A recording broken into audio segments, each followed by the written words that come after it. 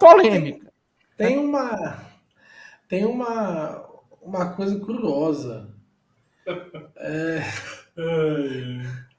Eu ia falar para a gente responder outra pergunta ali. Você conhece... Essa não dá não, né? Você conhece? Dá, essa dá, mas eu acho que a questão é muito simples, né? Qual é? No Sexual Desire, o Scruton chega a desenvolver isso. Porque... Você chegou a ler o Sexual Desire? Esse ainda não. Esse ainda não. O Scruton, ele faz... Sendo sincero, esse livro só tem esse livro tem só um capítulo. Aquele que leu o Sexual Desire vai concordar comigo. Ele tem um capítulo. Ele tem um capítulo que o Scruton diz assim: você que não é versado em filosofia, pule esse capítulo.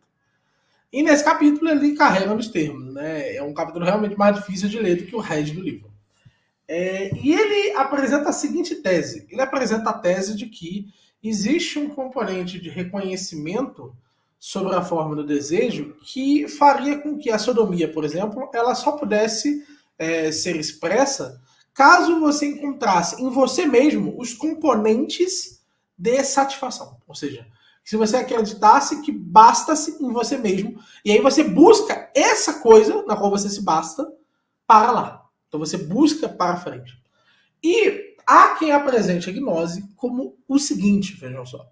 Há quem apresente a gnose como o momento no qual você acredita que aquilo que está projetado é uma capacidade sua. Ou seja, a gnose seria interpretada como uma capacidade humana. Os humanos podem chegar a determinado estágio.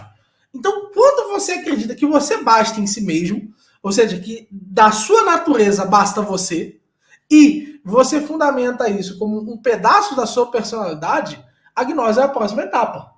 Porque a partir desse momento, você é um ser autossuficiente. E aquilo que não basta para você pode ser encontrado também em você. Então a gnose e a sodomia andariam juntos porque elas seriam formas de representação desse orgulho humano. Né? Porque acreditam que na mulher nada ali expressa um sentimento que mereça, por assim dizer.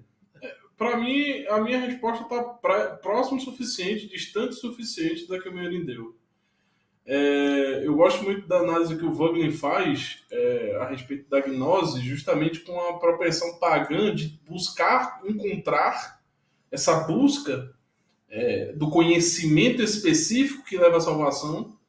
Ela está muito próximo o suficiente do agente e distante o suficiente do agente. Então, ele precisa buscar nos componentes materiais aquilo que vai satisfazer a busca do determinado tipo de conhecimento que vai trazer a salvação. E aí o Wagner faz uma longa e extensa averiguação desses componentes, quando ele vai buscar, por exemplo, no Egípcios, aí ele vai colocar os gatos, aí ele vai colocar a adoração dos gatos, a busca dos animais, a águia como sabedoria, o gato como determinada coisa, o cachorro como outra, e vai buscando apresentar que dentro da estrutura pagã, que leva também à questão gnóstica, por Wagner, né, que é como se fosse um ressuscitar do paganismo, a gnose nos esquemas ideológicos políticos, ela vai buscando nos campos materiais, e veja que com coincidência o materialismo histórico dialético, né, que tem sua própria religião, que busca justamente no campo material, busca justamente no movimento, e tem alguns livros de alguns alunos do Wagner, que não é novidade que o Olavo cita, aonde tem um aluno do Wagner, que eu esqueci o nome dele, que ele demonstra e ele prova que eu acho que o Tiburcio vai ficar um pouco triste ou não com isso, mas ele prova que o Hegel é uma inversão do aspecto católico para o aspecto gnósico da gnose e pagão. E é por isso que ele é tão influenciador dos aspectos mais modernos e ideológicos, trazendo para esses componentes materiais. Que essa é a tese do Maritain? Sobre Hegel. Essa é literalmente a tese da passagem dele. Então. Ele trata exatamente isso. Ele fala que o Hegel é a antropomorfização da filosofia. E aí o Wagner, ele trata de trazer esses aspectos desse conhecimento. Ele sempre, como ele vai botar o agente como capacitado, então ele precisa de um capacitador, um capacitador. E esse capacitador necessariamente precisa ser incorporado. E aí o sujeito vai incorporar em qualquer tipo de estrutura material a busca dessa salvação. que é tão apresentado. O Mário Ferreira também faz essa apresentação, mas ele fala que isso é uma inversão do Pitágoras, né? Uma inversão da meditação pitagórica, que ele diz que o Loyola, o Santo Inácio de Loyola, traz isso para o catolicismo não invertido, mas de forma não contraditória, que é justamente o que o Loyola ensina nos exercícios de meditação, que é invertido pelas ideologias, pelo aspecto pagão, que a meditação não está dentro, a meditação é sempre para um conhecimento externo, é sempre você buscando algo para meditar em cima, que vai levar você para um estado de satisfação maior. Então, para chegar em sodomia é rápido, né? Sodomia aí é um passo, né? Você vai se vestir de mulher para incorporar um determinado tipo de espírito, você vai cortar a cabeça de uma galinha, você vai fazer algum tipo de coisa para conseguir trazer esse conhecimento, né? Encarnar esse conhecimento que vai dizer qual é o caminho reto, né? Vai dizer qual é o caminho que você tem que seguir para chegar a determinado componente. Eu queria só acrescentar aqui, certo? Sem discordar de nenhuma das duas explicações específicas, algo que o Michael Jones fala, que é o seguinte, que é o fato de que esse movimento homossexual, nem o movimento homossexual, melhor, o homossexualismo...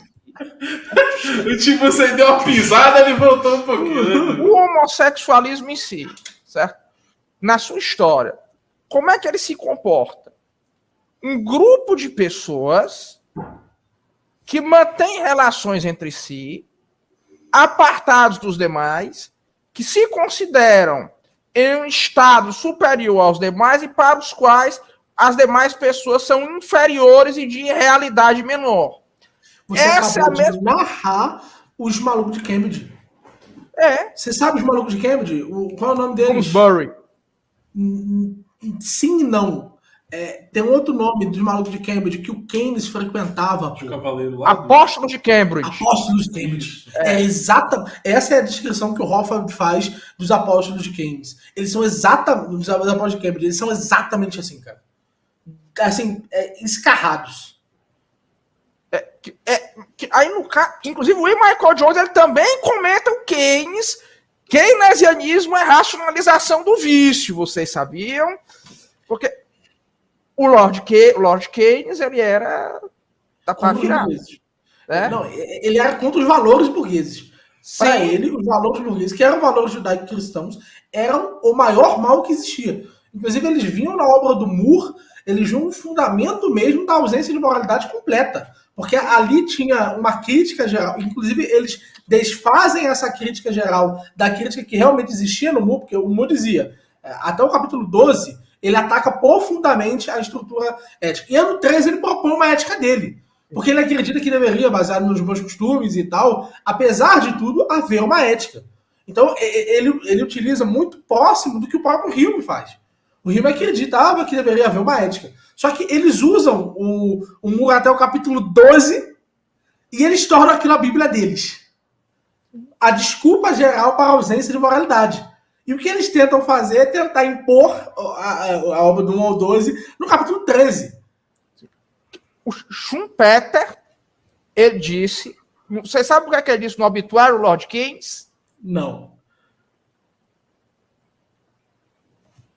De maneira cripticamente, essa é uma economia de um homossexual. Eu vou gastar, porque não tem crianças, certo?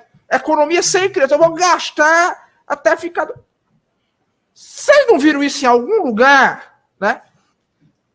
Um cara chamado Han Marropa, que ele fala isso aí. Hã?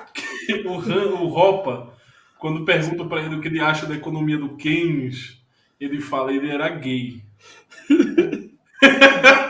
Ele fala só isso, ele era gay.